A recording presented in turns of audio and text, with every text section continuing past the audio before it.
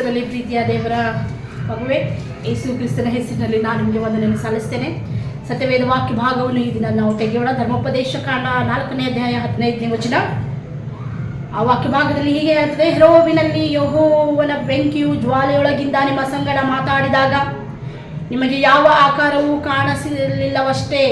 ಆದ್ದರಿಂದ ನೀವು ನಿಮ್ಮ ಮನಸ್ಸುಗಳನ್ನು ಬಹು ಜಾಗರೂಕತೆಯಿಂದ ಕಾಪಾಡಿಕೊಳ್ಳಬೇಕು.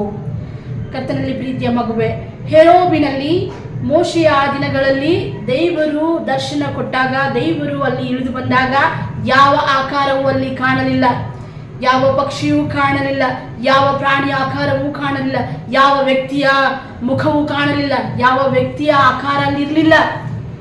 ಬೆಟ್ಟ ಗುಡ್ಡಗಳ ಮಧ್ಯದಲ್ಲಿ ಆ ಒಂದು ಸ್ಥಳಗಳಲ್ಲಿ ಕರ್ತನು ಸ್ವತಃ ಬೆಂಕಿಯಲ್ಲಿಯೂ ಜ್ವಾಲೆಯೊಳಗಿಂದಲೂ ಮಾತನಾಡಿದನೆಂದಾಗಿ ವಾಕ್ಯ ಹೇಳ್ತದೆ.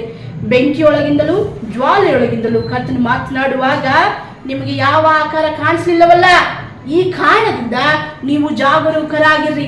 ಈ ಕಾರಣದಿಂದ ನಿಮ್ಮ ಹೃದಯವನ್ನು ಜಾಗರೂಕತೆಯಿಂದ ಕಾಪಾಡಿಕೊಳ್ಳ್ರಿ. ಯಾಕಂದ್ರೆ ನಮ್ಮ ಹೃದಯಕ್ಕೆ ಬರುವಂಥದ್ದೇನೆಂದ್ರೆ, ನಾವು ಆರಾಧಿಸುವಾಗ, ನಾವು ಕರ್ತನಿಗೆ ಮನಪೂರ್ವಕವಾಗಿ ನಮಿಸುವಾಗ, ಕೊಂಡಾಡುವಾಗ ಒಂದು ವಿಶೇಷವಾದ ಆಕಾರ ನಮ್ಮ ಕಣ್ಣ ಎದುರಿಗೆ ಬರಲಿಕ್ಕೆ ಉಂಟು. ನಾವು ಆ ಆಕಾರವನ್ನು ಪೂಜಿಸಬೇಕು, ಆ ಆಕಾರವನ್ನು ನಮಿಸಬೇಕು, ಆ ಆಕಾರವನ್ನು ನಾವು ಸ್ತುತಿಸಿ ಕೊಂಡಾಡಬೇಕೆನ್ನುವುದಾಗಿ ನಾವು ಅಂದುಕೊಳ್ತಾ ಇರ್ತೇವೆ. ಆದರೆ ದೇವರು ಬಹಳ ಜಾಗರೂಕತೆಯಿಂದ ಹೇಳುವಂಥದ್ದೇನೆಂದ್ರೆ, ಈಗೋ ನಿಮ್ಮ ಮನಸ್ಸನ್ನು ಜಾಗರೂಕತೆಯಿಂದ ಕಾಪಾಡಿಕೊಳ್ಳ್ರಿ, ನಿಮ್ಮ ಹೃದಯವನ್ನು ಬದಲಾಯಿಸ್ಕೊಳ್ರಿ. ನೀವೇನ್ ಮಾಡ್ರಿ ಅಂದ್ರೆ, ಅಲ್ಲಿ ಯಾವುದೇ ವಿಧವಾದ ಆಕಾರ ಕಾಣಲಿಲ್ಲವಲ್ಲ, ಈ ಕಾರಣದಿಂದ ನಿನ್ನ ದೇವರಿಗೆ ಯಾವುದೇ ವಿಧವಾದಂಥ ಆಕಾರ ಇಲ್ಲ. ಆಕಾರ ಇಲ್ಲದೆ ಇರುವ ಕಾರಣದಿಂದ ನೀನು ಆಕಾರವನ್ನು ಮಾಡಿಕೊಂಡು ಪೂಜಿಸಬೇಡ ಎಂದಾಗಿ ನಿಮ್ಮ ಹೃದಯವನ್ನು ಜಾಗರೂಕತೆಯಿಂದ ಕಾಪಾಡಿಕೊಳ್ಳಿರಿ. ಕರ್ತನು ಆತ್ಮಸ್ವರೂಪನಾಗಿದ್ದಾನೆ. ಆತನನ್ನು ಆರಾಧಿಸುವರು ಆತ್ಮೀಯ ರೀತಿಯಲ್ಲಿ ಸತ್ಯಕ್ಕೆ ತಕ್ಕ ಹಾಗೆ ಆರಾಧಿಸಬೇಕೆನ್ನುವುದಾಗಿ ಕರ್ತನು ಸ್ವತಃ ಹೇಳುವಂತಹ ಮಾತನ್ನು ಹೃದಯದಲ್ಲಿ ತಂದುಕೊಳ್ಳಿರಿ. ಕರ್ತನಲ್ಲಿ ಪ್ರೀತಿಯ ಮಗುವೆ, ಈ ದಿನ ಜಾಗರೂಕತೆಯನ್ನು ವಹಿಸು.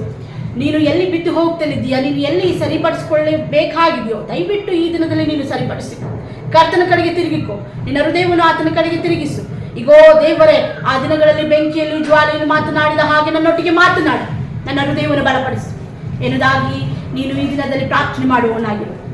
ಹಾಗಾಗುವಂಥ ದೇವರು ತನ್ನ ಸಹಾಯವನ್ನು ನಮಗೆ ಅನುಗ್ರಹ ಮಾಡಲಿ. ಆಮೇಲೆ